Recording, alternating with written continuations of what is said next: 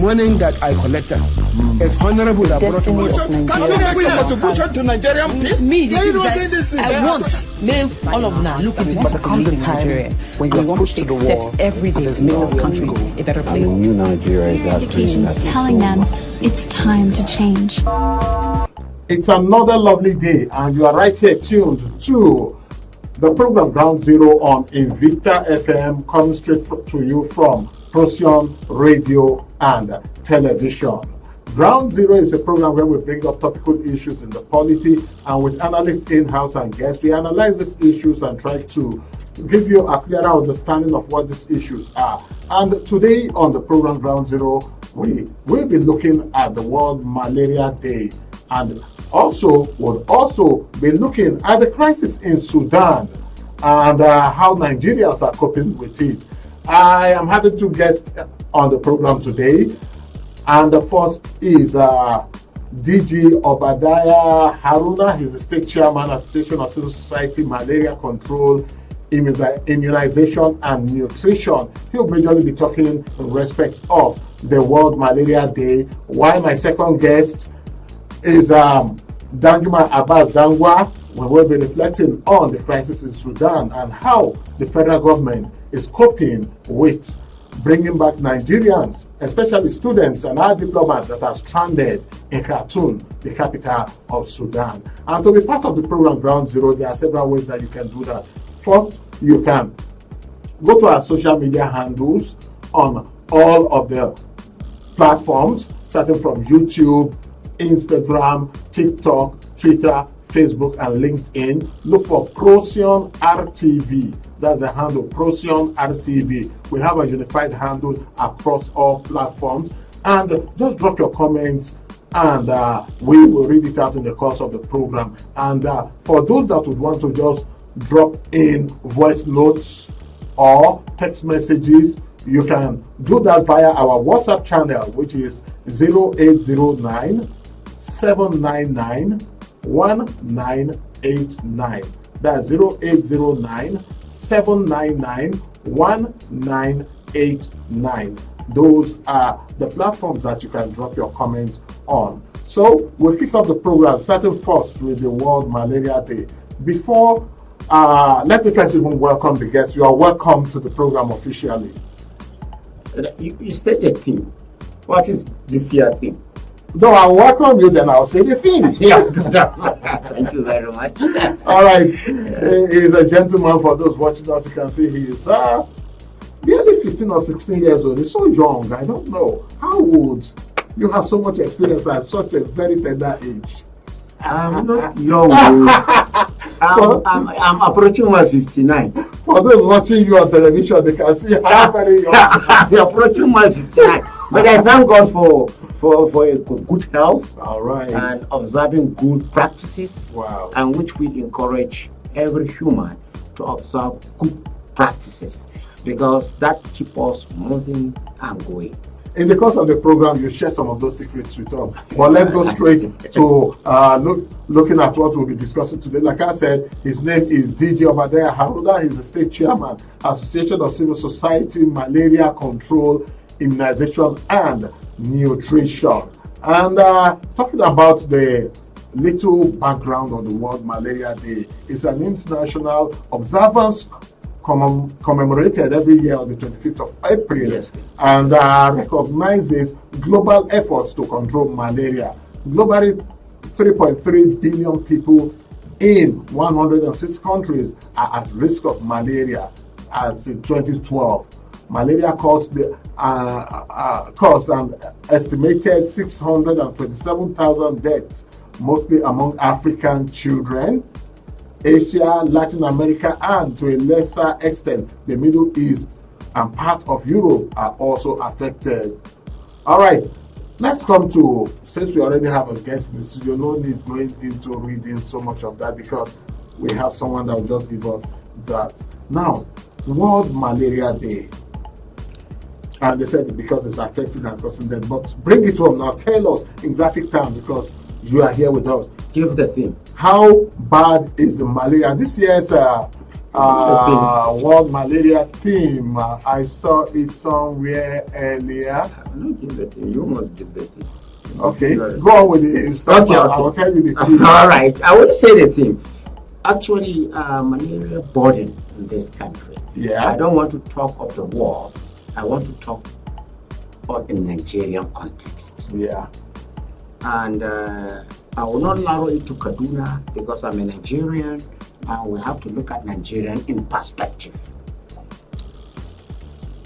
Nigerian population is about 199 point, let me say 200 million Okay. population based on the 2006 census.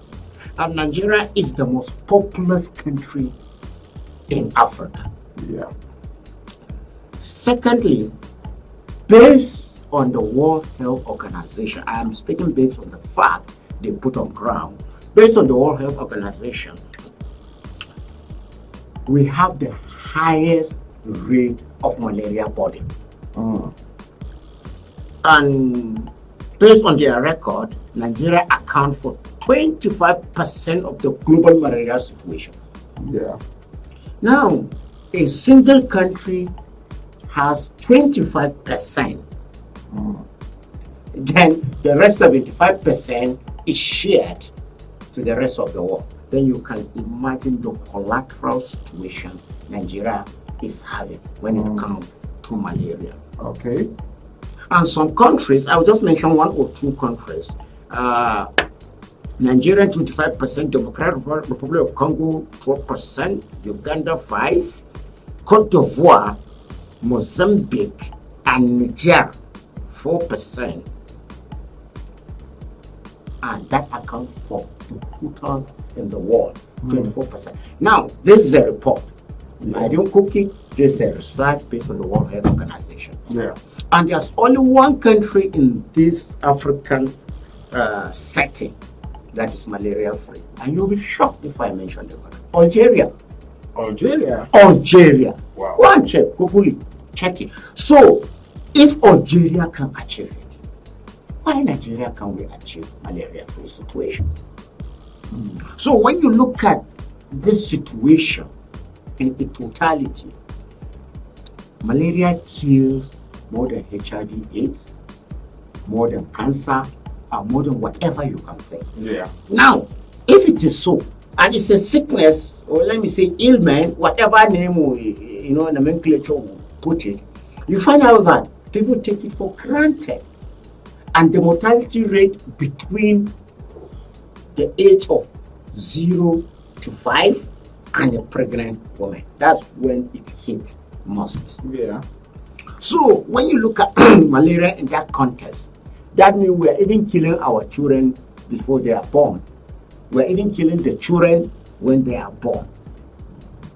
So malaria is a very serious situation that the way the government, the agencies, development partners, NGOs, CBOs, CSOs give focal interest on HIV/AIDS. By the time you say HIV, everybody's talking about. The way they give focus also on TB. The way they give focus also on other ailments. I think malaria deserves more. Yeah. Because it kills even when the child is in the womb, before the child is born. So, but we in this part of the hemisphere, we took it for granted. One, we are susceptible to it because of our weather, because of our terrain, because of our vegetation, and the rest. And in Nigeria, because of lack of our hygienical situation. Yeah. So when you look at malaria in that context, you look at the government on the other hand, the civil society on the other hand, the general public on the other hand, we are not doing what we should have done. And what are those things that we should have done? Because as we were talking, indeed, you said we are not going to talk about the theme for this year. The theme for this year is time to deliver zero malaria. Invest, innovate, implement. Implement. Zero, invest, implement. Now, when you look at the theme this year's theme, I applaud the people that brought this thing out. I'll just concentrate on the zero. Because when you have zero, what are you going to implement? What are you going to do? What are you going to do? There is a zero. Then we are zero. And we are zero. That means we are free from malaria. Now, I'll concentrate on the zero aspect. And this is what this country, we from communities. If you are talking country, I always define country as a household. I don't define country as a country. I define country as a household. Why do I say I'm defining country as a household? Is the attitude, the hygienical attitude, whatever attitude, negative or positive, start from the home. Yeah. If we say, don't dump rubbish, don't do this thing, don't you open can where mosquito can breed, don't do this, and you didn't do it at home, then the country is no more a country. It's home. So all what we are saying, whatever we are going to do is start from the home. If now we inculcate the culture, a habit, an attitude that look, when you drop something, mosquito can breed even in methylated cup. That small methylated cup, of a bottle. As long as there are a little water in it, it can breed. Then when we inculcate a culture of keeping our environment clean, that is one. Two, when we inculcate a culture of the moment you discover I'm having headache, I don't go just to the chemist. Headache, just give me paracetamol, give me this. No, you go to the nearest facility. Okay. We have 225 PSCs in Kaduna State that the government have put in place and others that are yet to put in place. You go to the and when you go to that facility, it's just like just go and say, nurse or whoever that is child, I'm feeling headache, I think it's malaria. No, all what you need to do is to do an RDT. An RDT is rapid diagnostic test to see that whether you have. It's a simple issue, pam, immediately. That's what it's called rapid. Not taking your blood, going lab, all those wahala. No, it's very easy. Sharp. You get it, they work with it, in the next 5-10 minutes, they will give you your result. You are malaria free or you are not malaria free. And civil society working on malaria, that's Akumen. We are running 2 projects in Kaduna State. One is purely on malaria. And we are running in about 10 LGs. About 10, yeah. If I can name mention of them. We're in Kaura, we're in Jama'a, Kaura, Jama'a, we're in Ikara. We work on some, that's why I say 10. But we existed some and we have some to another. And the first thing that project was on accountability of malaria issue from the facilities. Okay. Global Fund, World Bank, Global Fund, Kofi Annan set up Global Fund, which the whole world put some money to assist development country or those that are yet to develop. And exactly the purpose is to intervene, to work, to ensure that those simple communicable diseases and other issues are tackled.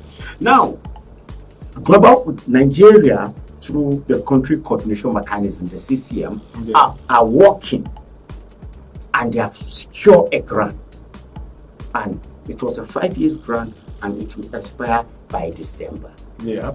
And about 15 CSO, that is civil society working in such area, were employed. Yeah. Work in facilities. 1, for accountability. 2, to assess and to advocate to the relevant stakeholders, not necessarily the government.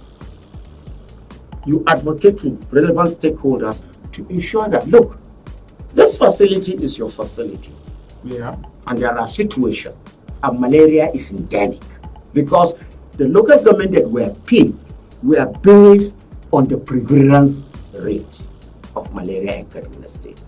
Our government is working in 24 states in Nigeria: south, south, east, southeast, now and southwest. Now, this issue, when you advocate to the community, this is what you're supposed to do, this is what this should be done, this is how it should be done. Now it brings that culture of reawakening.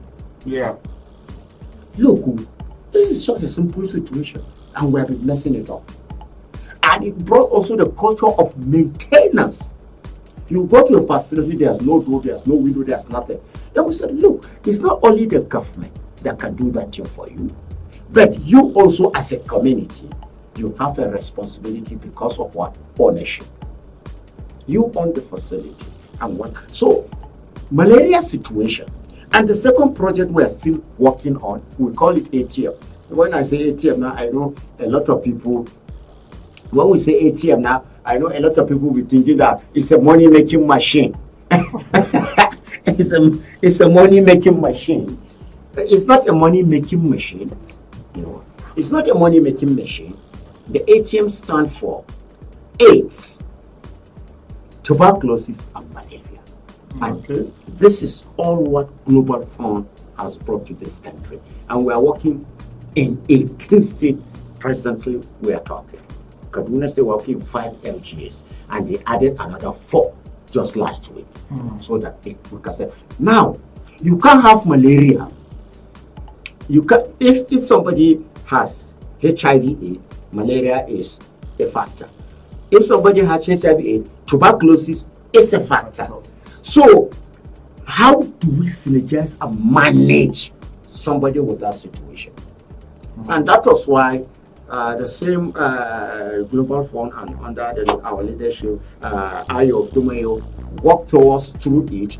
And you can see now we are working in 18 states. And it's giving us results. Things are changing. And we are trying to see that if God help us and our national leadership can even walk through Global Fund and we can have more states, even cover Nigeria. The essence is HIV/AIDS should be eradicated, not eliminated. Eradicated one is a matter of semantics. Yes, eradicated. Tuberculosis is curable. HIV/AIDS is not curable, but you can maintain it. Malaria is curable. Now, even you take malaria out, you take tuberculosis out, even somebody is HIV positive, you can see that you'll be able to maintain yourself and live a good and healthy life. So in essence, you are saying that underlining all of these other elements, malaria can make it even worse for whoever already has those other elements. Exactly. So, and looking at this year's theme and the fact that we want to just zero to just zero. Forget about the other Turenchio now. Turenchio, we want it zero. Now, by the time we achieve that zero, it means that generally the quality of life for everybody will improve. The both maternal and infant mortality rate will drop. And so it's very, very important that we have a day like this to remind the whole world of how important it is for us to handle malaria and zero it out. I would say world, sir. Nigeria. Look, I said earlier, you can't take it out of the context of the family and the context of a local government and the context of the state and the context of the nation. Yeah, what I'm saying the whole world now is that, you know, by the time we achieve the zero in Nigeria, and probably Benin Republic or Niger or Cameroon has not achieved zero, we have people traveling there and they sneak in. Sneak out, yeah. Anyhow, our primary focus is Nigeria, but we'll also extend the hand of fellowship to other parts of the world. Yes, you are listening to Ground Zero coming to you from Procyon Radio and Television. And for those listening to us via terrestrial on Invicta FM, not too distant time from now, we'll open up the phone line. But before we do that, we will want to look at the second issues that we want to talk about today, which is the crisis or war in Sudan and how Nigerian students and diplomats and other citizens are coping with what's happening there, and of course what the federal government is doing to bring our children, our brothers, and our parents home back to Nigeria. Are they doing enough? That's a big question. Over the week, there was a cry from Nigerians living in Sudan, most especially students, and conservatively they said about 5,500 of them need to come back to Nigeria. Don't forget that a no-fly zone has been declared over there because of the war that is happening there, and which is between the two factions of the government. And the first faction is the SDF. I can't remember what the acronym stands for again. The two generals are fighting. The two generals are fighting. Okay, Rapid Support Forces. And the main military, the two generals, basically are struggling for power. Don't forget that it's just a few years ago that the Sudanese strongman, General al-Bashir, that metamorphosed from a military man into a civilian head of state, was in power for over almost 2 decades, if I'm not mistaken, or more. And there was a cry for democratization. Eventually, he was removed. Now, don't forget that during that time, Sudan was fighting a war with Southern Sudan that also caused the life of so many of their big Southern generals.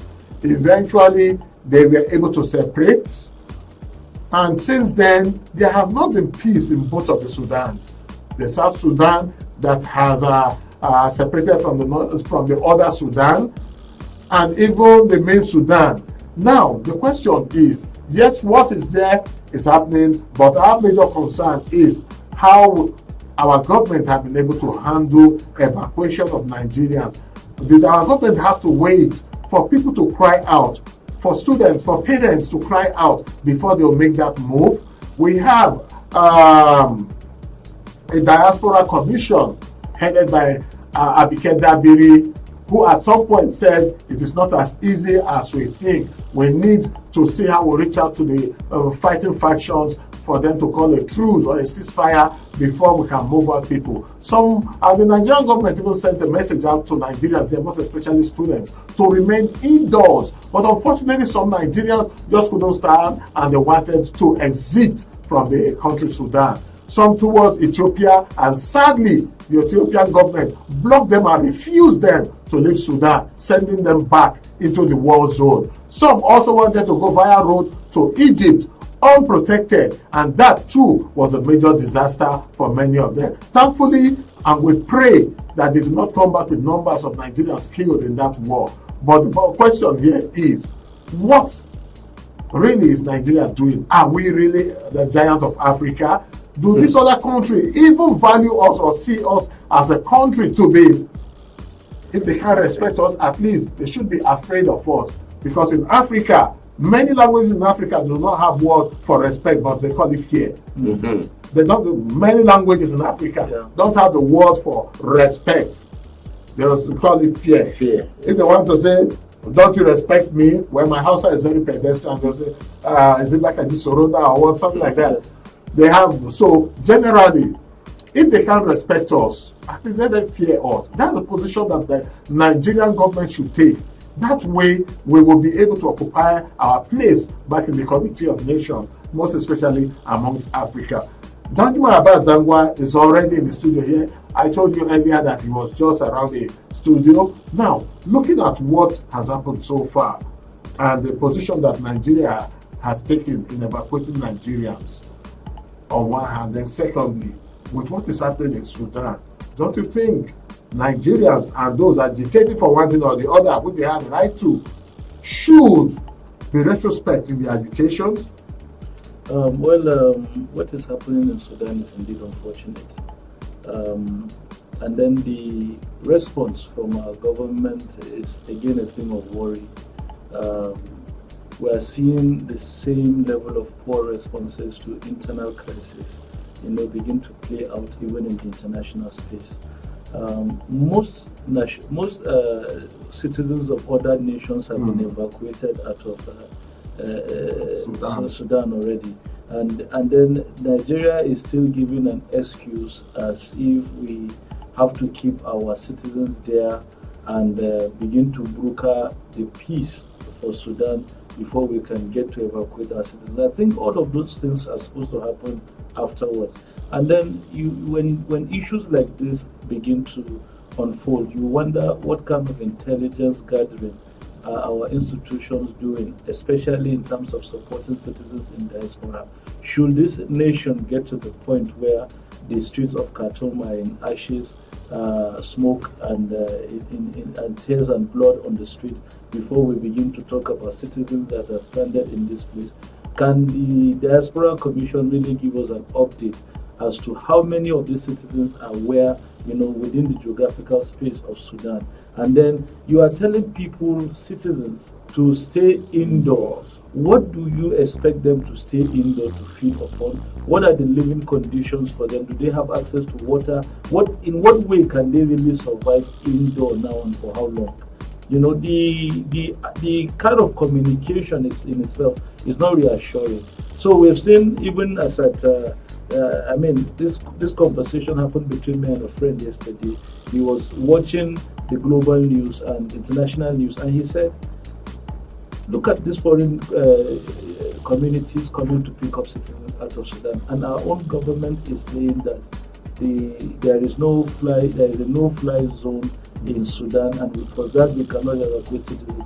How then are all of these other Western nations able to evacuate our citizens? So the poor response that we're seeing is the kind of poor response that we're seeing within services that citizens are supposed to get within Nigeria, and it's now beginning to show us out there, even in the international space, and that begins to water down again our reputation.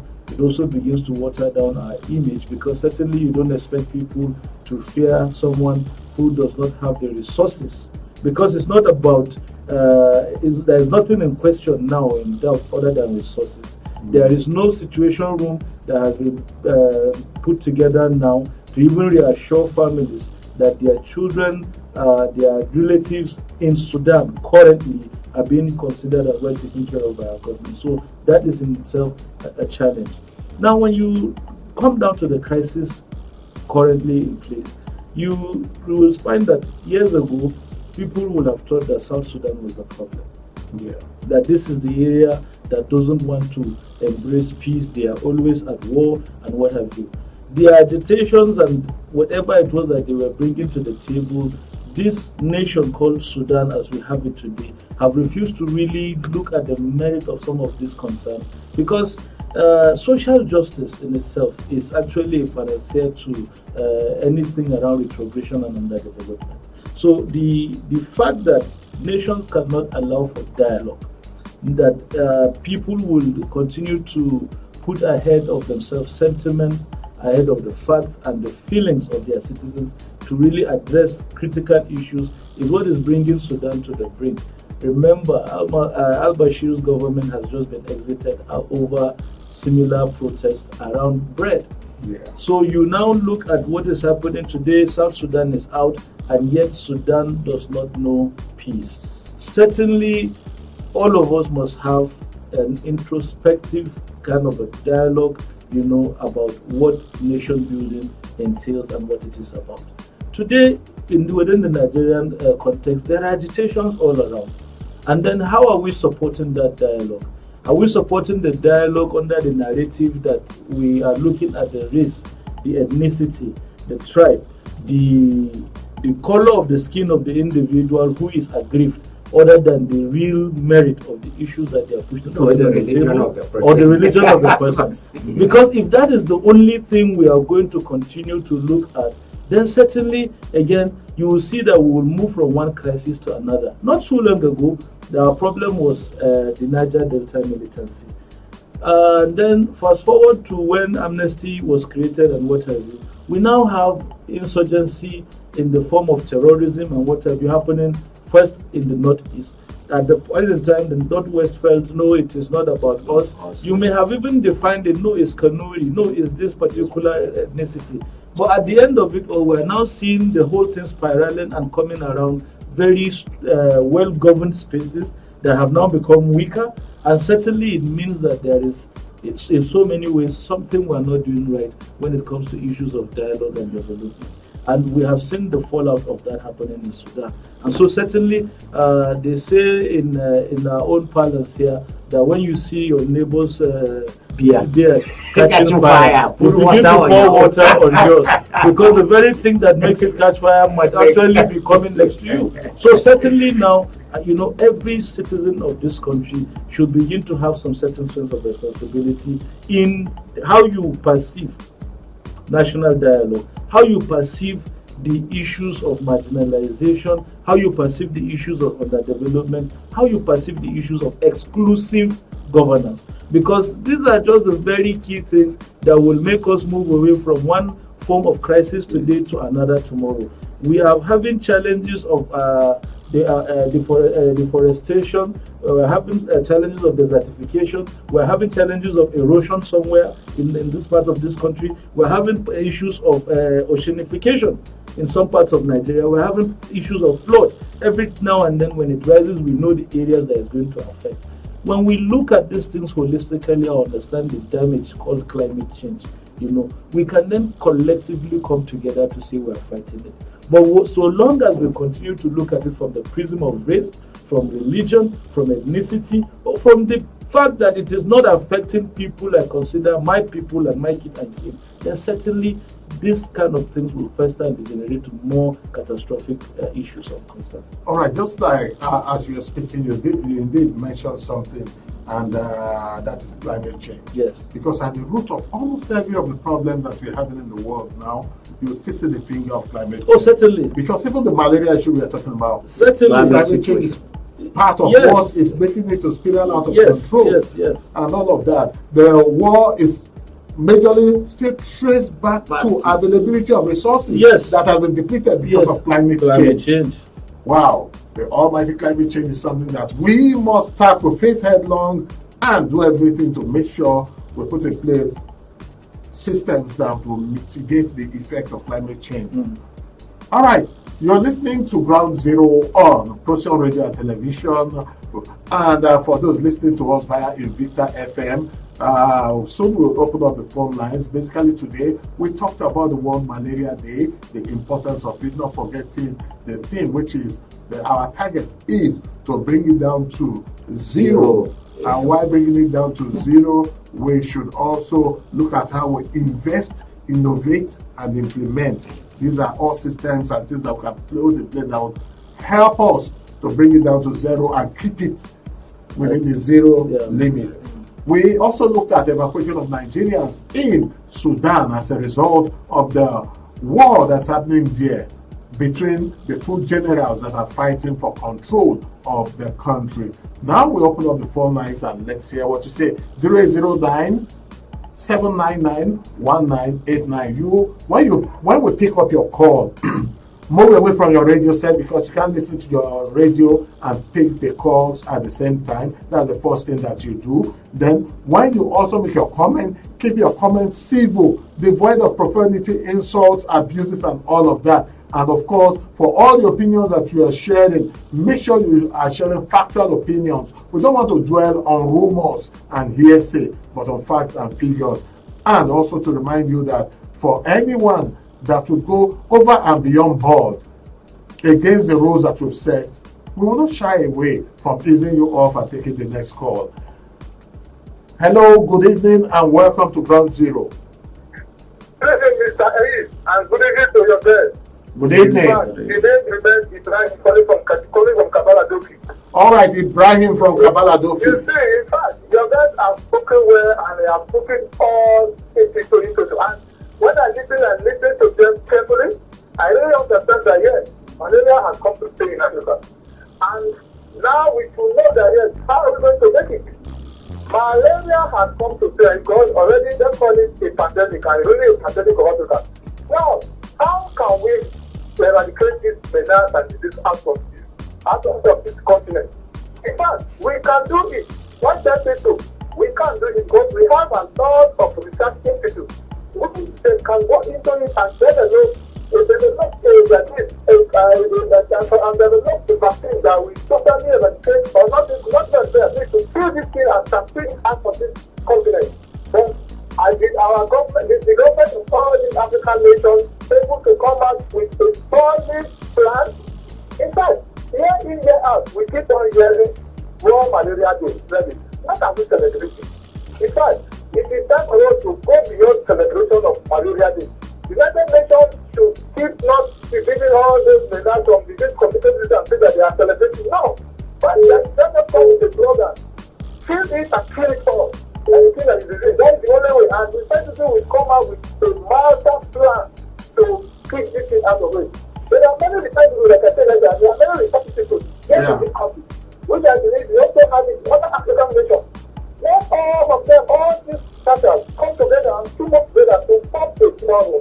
All right. All the problems that will make us to have to develop the vaccine that other nation or other continents will develop the vaccine will come from us. And beyond this again, we're also calling that Nigeria is the giant Africa. This is the time for Nigeria to prove that giant. Not our children or our national suffering, other nations, even to talk to other countries, other nations, they are still even trying to handle us is very bad. I'm not political to hear this at all. Since they are addressing this grievances between these two rival leaders. Please, Nigeria to do all what they can so that and prove to them and come into this conflict. So settle them as well. They are stopping in Liberia. They are also doing it in where do I call it? Canada. They are not open. They just take the center so that if they are really they have to do that, we have to do the same that tomorrow we will do the one and stop for them as well. There's no continue to put them. Even in South Africa, we are also done this during the military era. Why is the government stepping now? We need to do so. Although we have our own domestic business. All right. Nigeria, we are top of all those nations in terms of security. That's what we are participating. But it is a prayer that one day, the only ground that we are facing that we have, we will reach there about 50% to go. All right. We want to give us the strength and the will and the spirit and wisdom to pilot this affair. I really thank you for your program because you are completely not a top-notch program. Thank you very much for giving us opportunity to speak. Thank you so very much. Thank you so very much, Ibrahim, and I sincerely appreciate that we have folks like you out there listening to the program. It is because of you that we are doing our own little. So just provide the information. 0809 799 1989 is the number to dial to be part of the program this evening. The program is Ground Zero, coming to you on Procyon Radio and Television via Invicta 98.9 FM. Hello, good evening, and welcome to Ground Zero. Hello, good evening. What's your name and where are you calling us from? This is Vincent. All right, Vincent, can you speak up a little bit? We can have it again. All right. But I want to ask, you see, there are expression of the malaria we are talking about in the South Sahara Africa or Angola Africa. You see, don't we know that the leaders of the Africa see that even the hunger is contributing in this very malaria?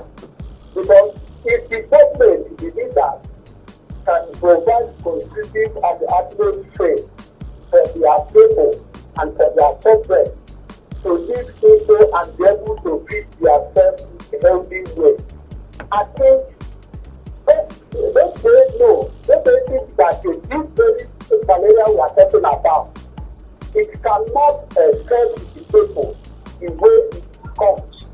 And again, if you talk about it, about 5,500 Nigerians in Sudan, yes, that they will be evacuated down to Nigeria. Yeah. I think it is a time our leaders will seek a correction, and we know that in this world today, home is a home. No place like a home. Let Nigerians, we don't say that a country cannot travel to become a foreigner in another land. But count the 5,500 people in only one country. What about other countries? How many people are here in Nigeria? That is why our leaders they don't care about our country. They don't want to put a good structure for the people that are here in Nigeria. Let us do something. Let these things that are happening teach us a lesson, teach our leaders a lesson. The other time, it was in South Africa. The other time, it was in Ghana. Last time, it was in Ukraine. Now, Sudan. Why not make a decision that the citizens live here in the country and do whatever if it is a student, put a good school students to go and study. Yeah. If it is all this our doctor that is going out, they can be able to work in a hospital where they can see equipment to work.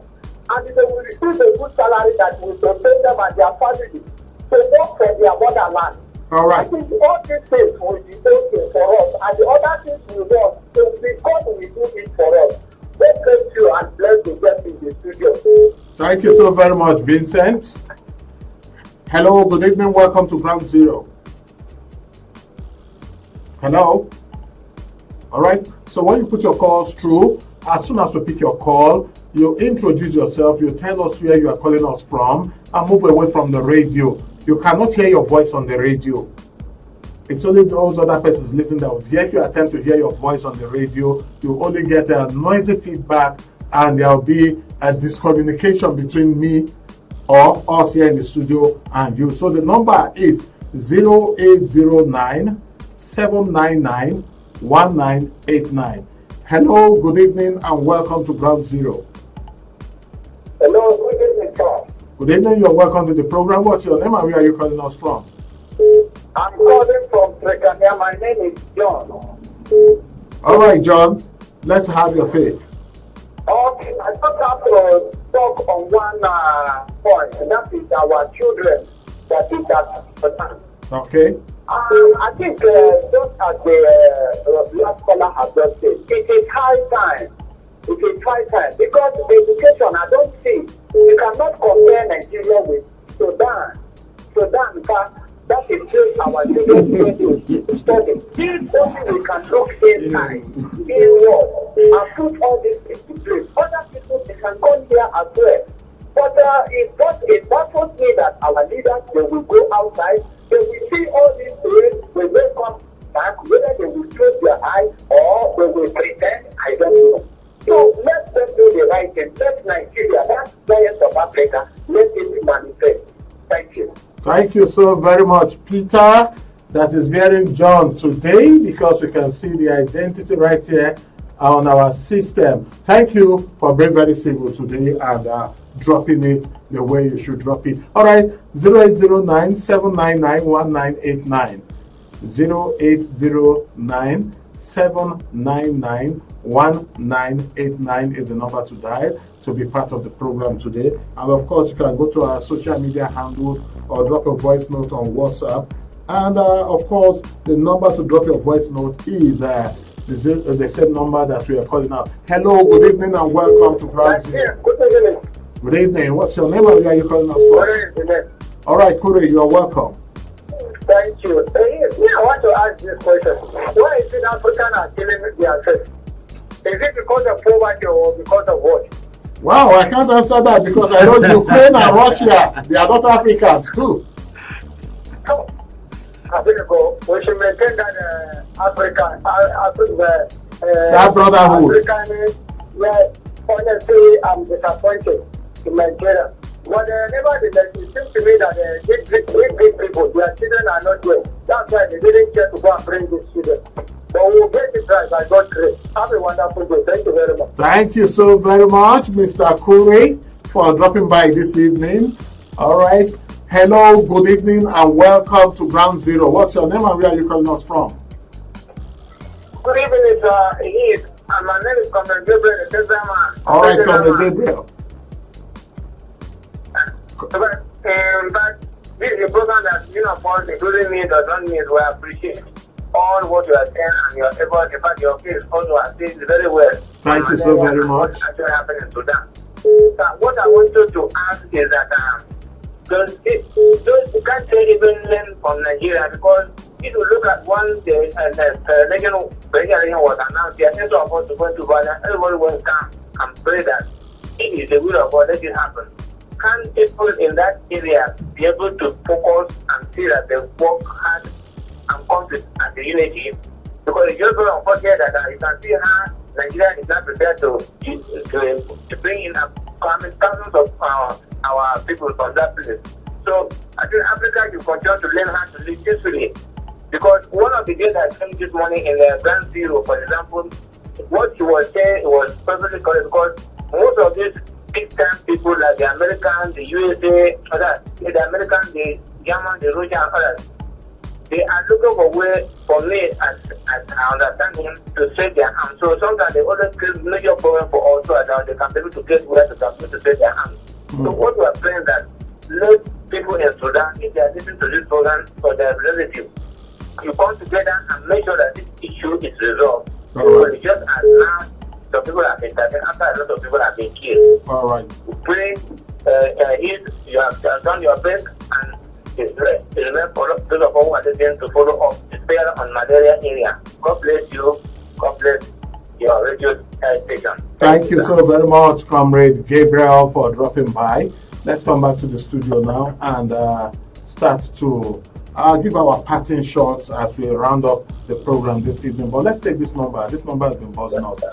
Hello, good evening, and you are our last caller this evening. Hello, good evening, sir. How are you? How are you? Fine, thank you. I'm Jeremiah calling from Gambaro. Jeremiah? Yes. All right, quickly in 30 seconds, drop it. All right, sir. On the, I want to talk on the issue of the malaria, which I think is something that Nigeria can prevent. As we are doing this SMC activity that is going on, why can't Nigeria include the adults in the program? I think it will go a long way to help in protecting the citizens against malaria as we based on children under 5. Okay. And also for this issue of Sudan, I think Nigeria is bigger than Sudan, and for us to be going to Sudan to look for greener pasture, I think we can bring ourselves. It's a lesson to our leaders that let's make our homes very favorable so that nobody will even think of going to where we are asked to look for livelihood. So this is my take, and I believe that our leaders will do the needful so that our country will be a country that people will come in, not we going out to look for greener pasture from other nations that bigger than them. Thank you for the opportunity, Victor. All and right. thank you, Serena. May God help us. Thank you, and bye-bye. Thank you so very much, Jeremiah, for dropping by. Now, let's go. We'll take it from Jeremiah's angle that said that why not adults captured in this fight against malaria? No. Everybody is captured. Okay. But the concentration, the most vulnerable, the most pregnant women and children. Pregnant women and children. Okay. If an adult has a malaria, his immune system has already been built. The chances of survival is high.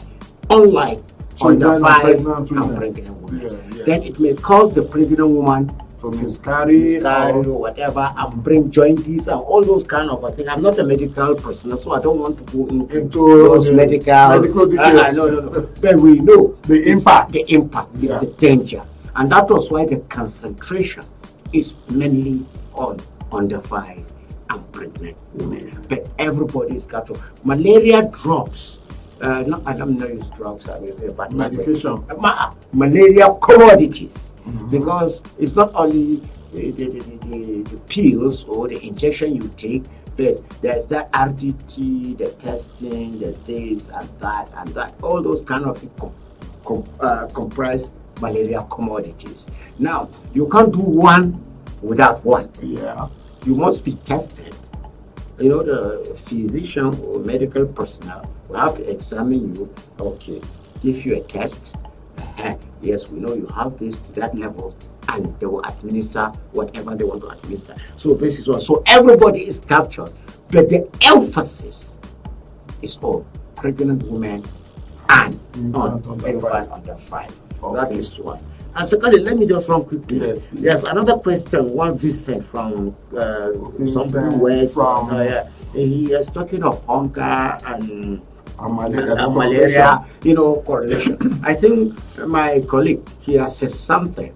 We are going from one point to the other.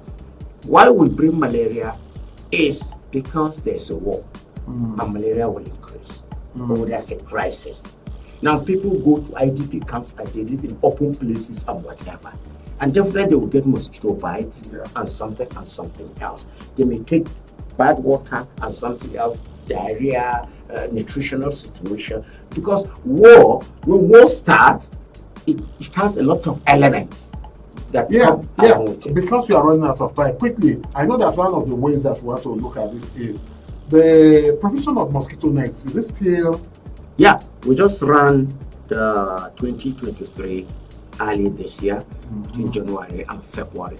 But the most pathetic thing, and I want Nigerians that are listening, are hearing to know this. Kaduna State, was giving 5.5 million nets. Based on the record, because it's supposed to be 4 per household. Now, you go. I want you to do one investigation.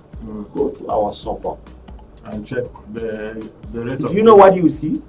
They are putting it around the gardens. Around the gardens to prevent those from coming and covering their fish ponds. So how now you didn't put it to sleep under it or in it? Well, we are going to work on that. Let's quickly come to Danjuma Abbas. Danjuma to quickly also give us his parting shot. If you can do that in 1 minute, it would be great. Okay. To start with, I believe that Nigerians that are trapped in Sudan were people who felt, again, if you go to check their backgrounds, they share in some way culture, food, and even racial language and whatever with these people. Even religion.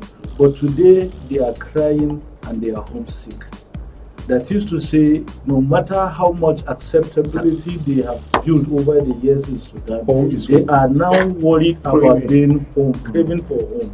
And then it is a warning again to people who are in Nigeria who are very divisive in their language, uttering so many divisive statements, and in fact overlooking the pains of fellow Nigerian citizens from wherever they are faced with it.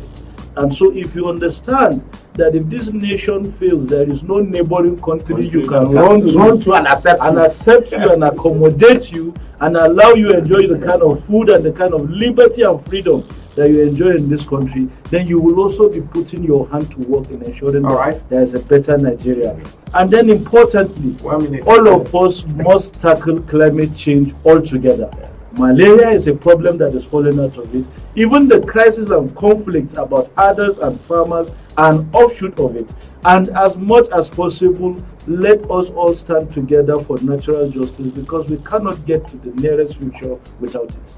All right, you've heard it, and my guests have nailed it. That's about the size of the program today on Procyon Radio and Television via Invicta for those listening to us terrestrial. You can also listen and watch us on www.procyonnews.com. We are live 247. You can listen to us. We have other great and wonderful programs. On the next edition of Ground Zero, we'll be bringing to you some of these programs, snippets of some of these programs, so that you can all understand what we do right there. Don't forget to go to our YouTube page, our Facebook page, Twitter, LinkedIn, and what have you. The handle is Procyon RTV. Procyon RTV is the handle. And don't also forget too that from the 2nd of May, Procyon Media, the mother or owners of Procyon Radio and Television, will be starting a training for broadcasters. Broadcasters, presenters, OAP, broadcast journalists, producers, and of course, video and audio directors, and all of that will be conducting that. You can also go to our various social media handles to get more details. But meanwhile, you can call our number 0809 499 1989 for details in respect to the training. You go to our social media handles at Procyon RTV or call the number 0809 799 1989. 89 for more details in respect of the training. Even as we are, unfortunately, we've run out of time and we are just getting a long distance call. Let's see what this call is all about, if we can take it as we round up. Hello, good evening. You are listening to Ground Zero on Procyon Radio and Television. Are you in to contribute? Hello?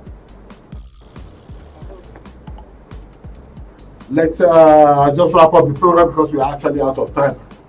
I want to appreciate the team over there at Invicta, the management and staff of Invicta FM, and of course the staff of Procyon Radio and Television, Mercy Ofuya, Grace Adebayo, Grace Daniel, FOC Agbon, Ifeanyi Onibiyo, Michael Boniface, and of course the production manager, Sarah Agbon. I am Ehis Agbon. Thank you, Dajuma Abbas Dangwa, and so also to DJ Obadea Haruna, the state chairman, Association of Civil Society Malaria Control, Immunization and Nutrition. We'll be back on Friday for another package of the program. Between now and then, plant a tree today, water it and watch it grow. May the good mighty Lord bless and keep us all. Go out there and shine like a star that you are.